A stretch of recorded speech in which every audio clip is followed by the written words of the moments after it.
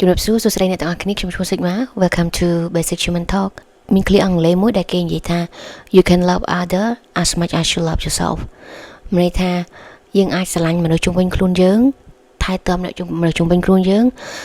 ច្រើនប៉ុណ្ណាគឺអាស្រ័យលើយើងស្រឡាញ់ខ្លួនយើងប៉ុណ្ណាពីព្រោះបើសិនជាយើងអត់ស្រឡាញ់ខ្លួនយើងអត់ឲ្យតម្លៃខ្លួនយើងអត់ respect ខ្លួនយើងយើងអាចផ្ដល់ក្តីស្រឡាញ់ការថែទាំទៅមនុស្សជុំវិញខ្លួនយើងបាននេះកម្រិតស្រឡាញ់យើងបើយើងធៀបពីលេខ1ដល់លេខ5បើយើងស្រឡាញ់ថែទាំខ្លួនឯងបានកម្រិត3យើងអាចទៅស្រឡាញ់ឬក៏ថែទាំមនុស្សជុំវិញខ្លួនយើងដល់កម្រិត4កម្រិត5បាននេះអញ្ចឹងទៅវាដូចជាយើងថា you cannot give what you don't have យើងអាចទៅថែទាំមនុស្សជុំវិញខ្លួនយើងឲ្យលើសកម្រិតដែលយើងស្រឡាញ់ខ្លួនយើងនឹងទេអញ្ចឹងទៅនិយាយឲ្យរួមឲ្យខ្លីទៅគឺចង់មកលើកទឹកចិត្តឲ្យអ្នកទាំងអស់គ្នាថាដកឃ្លាដើម្បីថែទាំសុខភាពខ្លួនឯងរៀនស្រឡាញ់ខ្លួនឯងរៀនអភ័យទោសឲ្យខ្លួនឯងពីព្រោះនៅពេលដែលយើងមានភាពរឹងប៉ឹងនៅពេលដែលយើងស្រឡាញ់ខ្លួនយើងគ្រប់គ្រាន់ហើយច្រើនយើងនឹងហ៊ាក្តីស្រឡាញ់ហ្នឹងទៅឲ្យអ្នកជុំវិញខ្លួនយើង